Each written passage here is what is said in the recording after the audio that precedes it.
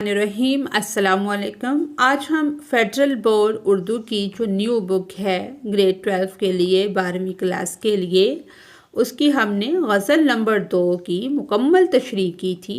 आज की इस वीडियो में हम अपनी इस गज़ल की मुकम्मल मश्क को हल करेंगे और जो सरगर्मी है, इसकी जो एक्टिविटी है, उसको भी कंप्लीट सॉल्व करेंगे इंशाअल्लाह।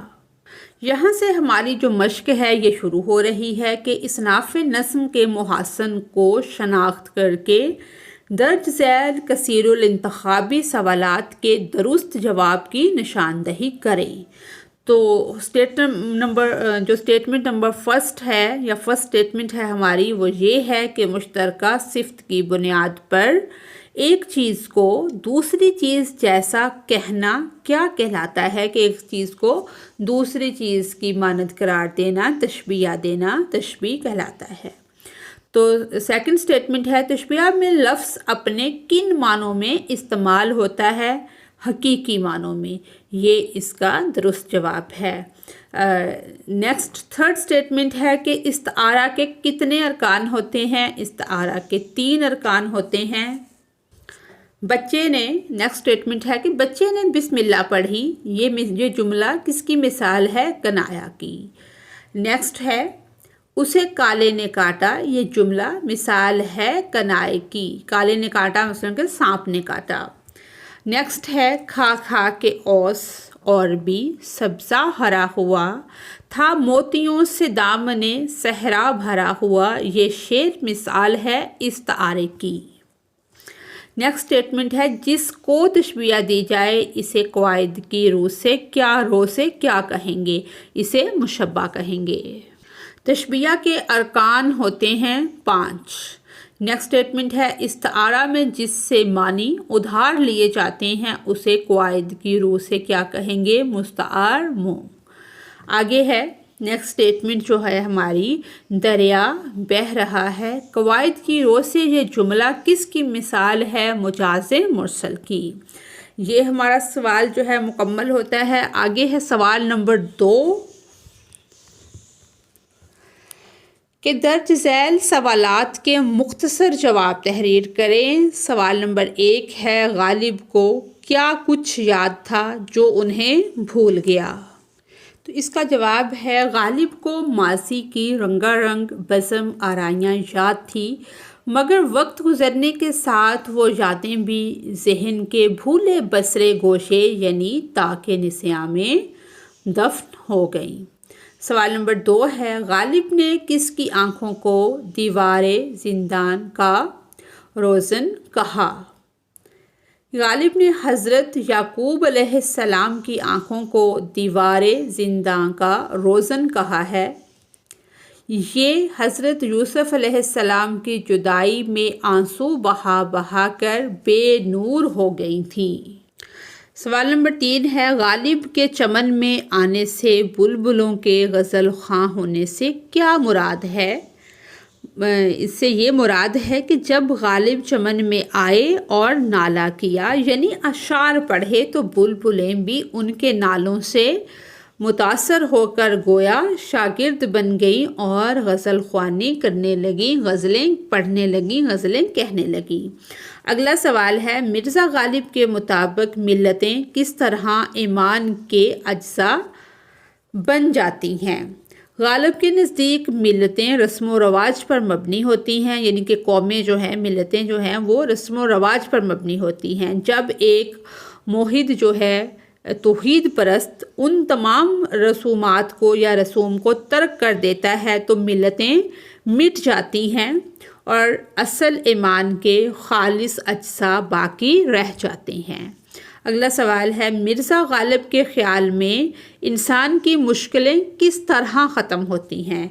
गालिब कहते हैं कि जब इंसान रंजो अलम का, रंज का, दुख का, गम का आदी हो जाता है तो उसे तकलीफ़ का एहसास नहीं रहता और यूँ मुश्किलें खुद ब खुद आसान महसूस होने लगती हैं। जी, आगे सवाल नंबर 3 है कि दर्ज झैल अशार की हवालों के साथ तशरीह करते हुए तनकीद और तबसरा करना है। हम इस शेर को पढ़ लेंगे और इसकी फिर है तशरीह। کہ یہ اس کی تشریح ہے۔ یعنی کہ اس شعر میں مرزا غالب نے ماضی کی خوشگوار یادوں اور موجودہ افسردگی کا گہرا تقابل پیش کیا ہے۔ وہ بزم آرائیاں یعنی خوشیوں بھری محفلوں، محبت بھرے لمحات اور رنگا رنگ تقریبات کی بات کرتے ہیں جو کبھی کیا تھی ان کی زندگی کا حصہ تھی۔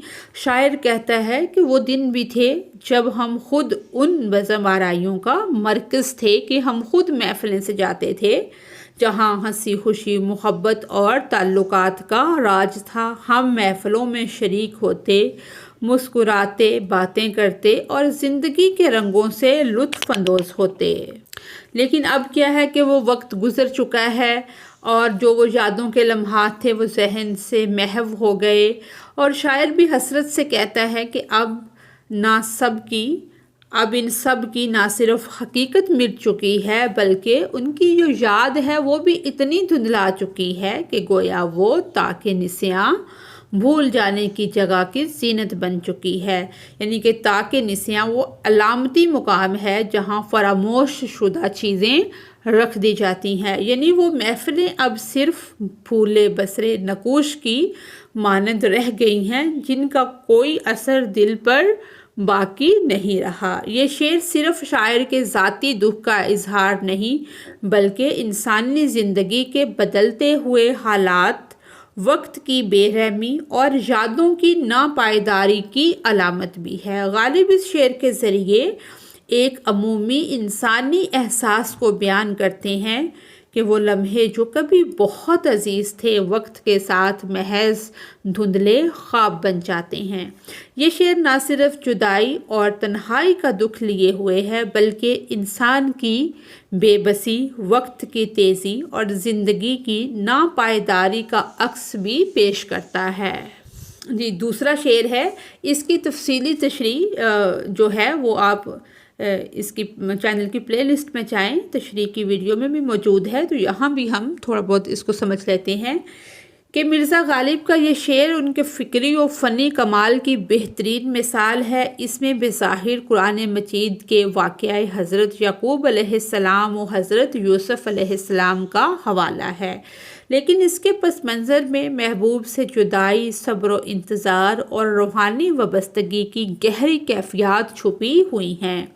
شاعر کہتا ہے کہ اگرچہ حضرت یعقوب علیہ السلام نے حضرت یوسف علیہ السلام کی جدائی میں براہ راست ان کی کوئی خبر نہیں لی یا بظاہر ظاہری طور پر ان تک رسائی ممکن نہ تھی، مگر ان کے دل میں جو تڑپ اور آنکھوں میں جو اشتیاق تھا وہ اس قدر شدید تھا کہ ان کی آنکھیں خود روزنے زندہ یعنی قید خانے کی کھڑکی بن گئیں۔ یہاں روزنے دیوار زندہ جو ہے ایک بہت گہرا استعارہ ہے۔ شاعر آنکھوں کو قید خانے کی کھڑکی سے تشبیہ دیتا ہے جہاں سے باہر جھانکا تو جا سکتا ہے مگر مکمل آزادی حاصل نہیں ہوتی، کہ ان کی آنکھوں کی بینائی کھو چکی ہے، ان کی آنکھیں سفید ہو چکی ہیں۔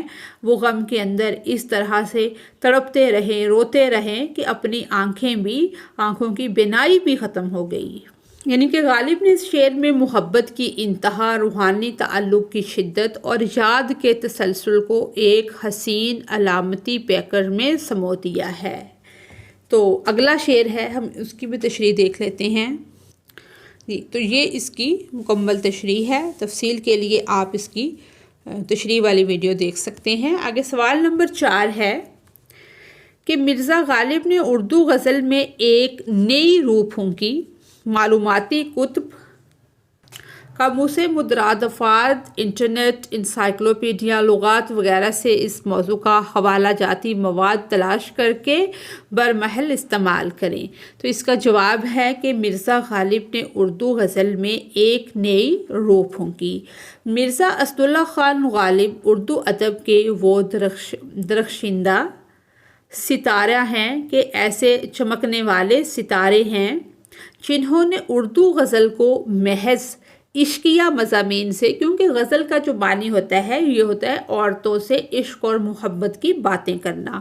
انہوں نے جو نئی روح یا نئی چیز اس میں پیدا کی کہ وہ ان سے پہلے غزلیں جو تھی وہ صرف عورتوں سے کے حسن یا عورتوں کی باتوں تک محدود تھی، تو عشقیہ مضامین سے اس کو نکال کر فکر و فلسفہ، خودی، زمانے کی ستم ظریفی، انسانی شعور اور صوفیانہ بصیرت سے روشناس کروایا۔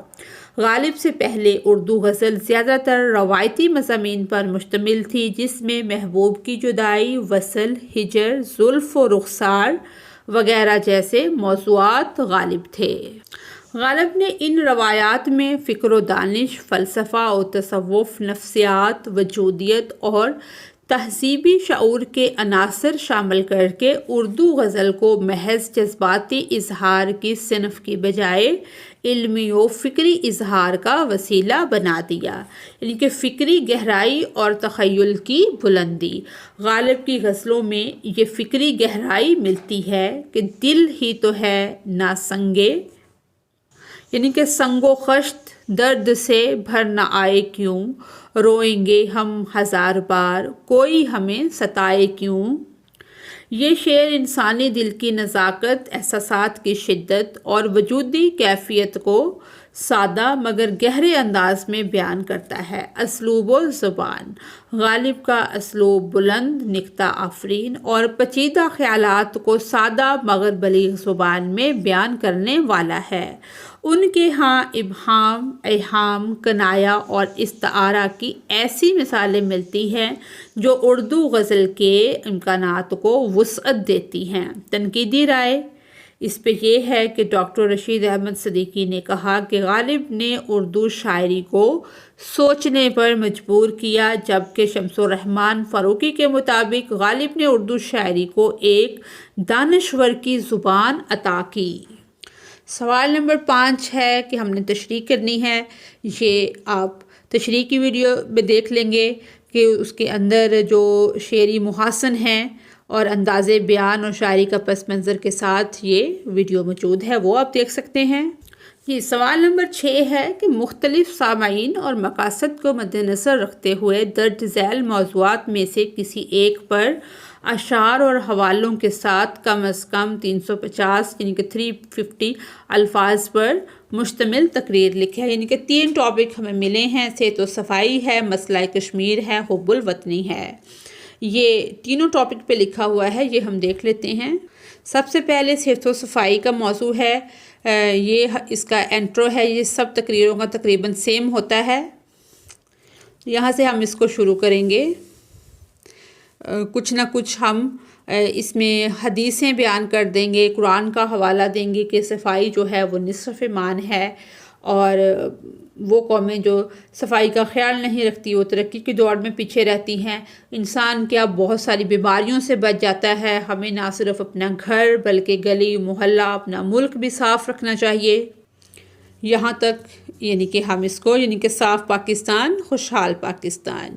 آگے ہم اینڈ پہ کہہ دیں گے واسلام یا شکریہ یا آپ کی سماعتوں کا شکریہ۔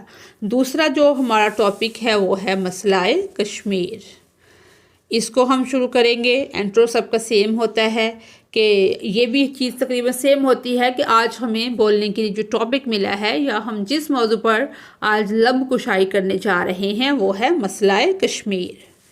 یہ اس طرح سے ہم سٹارٹ کر لیں گے، ٹھیک ہے۔ کچھ بھارت کے بارے میں اس کے اندر ہم بتائیں گے، لکھیں گے، پھر ہم یہاں پہ آ جائیں گے کہ میرے ہم وطنوں کے ہم سب بخوبی جانتے ہیں کہ پاکستان اور کشمیر ایک ہیں، ان کی ثقافت ایک ہے، تہذیب و تمدن یکساں ہے، مذہب ایک ہے، تو جغرافیہ جو ہے وہ ایک ہے۔ تو یہ ساری چیزیں بتاتے ہوئے کچھ نہ کچھ ہم شعر بھی اس میں ایڈ کریں گے۔ ایک شعر لکھا ہوا ہے اور شعر بھی اس میں ایڈ کی جا سکتے ہیں، تو اس طرح یہ ہم اس تقریر کو مکمل کریں گے۔ نیکسٹ ہے حب الوطنی، اس کو میں کیونکہ ایک ٹاپک سلیکٹ کرنا ہے تو میں آپ کو تینوں ٹاپک دکھا رہی ہوں۔ اس کا بھی سٹارٹ جو ہے وہ سیم ہو جائے گا، تو صدر محترم سے ہم اپنی بات کو شروع کریں گے۔ تو اس میں یہ علامہ محمد اقبال رحمۃ اللہ علیہ کے کچھ اشعار ہیں، یہ ہم پڑھیں گے۔ تو معزز سامعین کہ وطن سے محبت صرف نعروں یا زبانی دعووں کا نام نہیں، بلکہ یہ ایک ایسا عملی جذبہ ہے جو قربانی، اثار، خدمت اور تعمیر و ترقی کی صورت میں ظاہر ہوتا ہے۔ حب الوطنی کا مطلب ہے کہ ہم اپنے وطن کے آئین کا احترام کریں، قوانین کی پاسداری کریں، قومی املاک کی حفاظت کریں اور وطن کو صاف، سرسبز اور پرامن بنائیں۔ یعنی کہ یہی حب الوطنی ہے کہ انسان اپنے وطن کو چھوڑتے ہوئے آنکھیں اشک بار کر لے۔ جناب صدر، ہمارے بزرگوں نے بے پناہ قربانیاں دے کر ہمیں ایک آزاد وطن پاکستان دیا۔ قائد اعظم محمد علی جناح رحمۃ اللہ علیہ نے فرمایا، پاکستان کا مطلب صرف زمین کا ٹکڑا نہیں بلکہ ایک نظریہ ہے، ایک عہد ہے، ایک مقصد ہے۔ اگر ہم واقعہ ہی اس وطن سے محبت رکھتے ہیں تو ہمیں اس کے نظریاتی اور جغرافیائی تحفظ کے لیے ہر لمحہ تیار رہنا ہوگا۔ دوستو، حب الوطنی کا تقاضا ہے کہ ہم محنت کریں، تعلیم حاصل کریں، سچ بولیں، رشوت نہ لیں، انصاف کریں اور اپنی ذات سے دوسروں کو فائدہ پہنچائیں۔ آج ہمیں بطور قوم اپنے کردار سے ثابت کرنا ہوگا کہ ہم سچے پاکستانی ہیں۔ آخر میں اپنی تقریر کا اختتام ایک دعا سے کرتا ہوں کہ اے اللہ، ہمارے وطن پاکستان کو ہمیشہ سلامت رکھ، اسے ترقی و خوشحالی عطا فرما، ہمیں اس کی سچی خدمت کی توفیق دے، آمین۔ ٹھیک ہے، آگے ہماری سرگرمی ہے کہ ایسے دو اشعار لکھیں جو تشبیہ، استعارہ، کنایہ اور مجاز مرسل کی ذیل میں آتے ہوں۔ تو پہلے ہے تشبیہ کے اشعار ہیں کہ ناز کی اس کے لب کی کیا کہیے، پنکھڑی ایک گلاب کی سی ہے۔ اس شعر میں محبوب کے لبوں کو نزاکت میں گلاب کی پنکھڑی سے تشبیہ دی گئی ہے۔ اس کے بعد جو شعر ہے، یہ آب و تاب حسن یہ عالم شباب کا، تم ہو کہ ایک پھول کھلا ہے گلاب کا۔ اس شعر میں محبوب کے حسن اور جوانی کو گلاب کے پھول سے تشبیہ دی گئی ہے۔ اس کے بعد ہے استعارہ کے اشعار۔ تالے سے کسے تھی ایسی امید، نکلا ہے کدھر سے آج خورشید۔ یعنی کہ اس شعر میں مستعار لا محبوب، مستعار مو خورشید اور وجہ جامع خوبصورتی ہے۔ اگلا شعر ہے فلک یہ تو ہی بتا دے کہ حسن و خوبی میں زیادہ تر ہے تیرا چاند یا ہمارا چاند۔ اس شعر میں محبوب کو چاند کہا گیا ہے اور محبوب مستعار لا اور چاند جو ہے وہ مستعار ہے۔ وجہ جامع چاندنی یا خوبصورتی ہے جو دونوں میں قدر مشترک ہے۔ کنایا کے اشعار، دعوے تو تھے بڑے ارنی گوئے طور کو، ہوش اڑ گئے ہیں ایک سنہری لکیر سے۔ اس شعر میں ارنی گوئے طور سے حضرت موسیٰ علیہ السلام مراد ہیں۔ زندگی کی کیا رہی باقی امید، ہو گئے موئے سفید موئے سیاہ موئے سفید۔ یعنی کہ اس شعر میں موئے سیاہ سے مراد جوانی مراد لی گئی ہے اور موئے سفید بڑھاپے کی طرف اشارہ ہے کہ جب بال سفید ہو جاتے ہیں یا آنکھوں کی بینائی چلی جاتی ہے، بڑھاپے کی طرف اشارہ ہے۔ اس کے بعد ہے مجاز مرسل کے اشعار، یعنی کہ سبب بول کر مسبب مراد لینا۔ پانی تھا آگ گرمی روزے حساب تھی، ماہی جو سیخ موج تک آئی کباب تھی۔ یعنی کہ ظرف بول کر مصروف مراد لینا۔ خون آنکھوں سے نکلتا ہی رہا، دل کا فوارہ اچھلتا ہی رہا۔ جی، یہ ہماری ایکسرسائز تھی جو کہ کمپلیٹ ہوتی ہے۔ اگر آپ کو میری ویڈیو سے کوئی رہنمائی ملتی ہے تو میری ویڈیو کو لائک اور چینل کو سبسکرائب کریں۔ Thanks for watching us.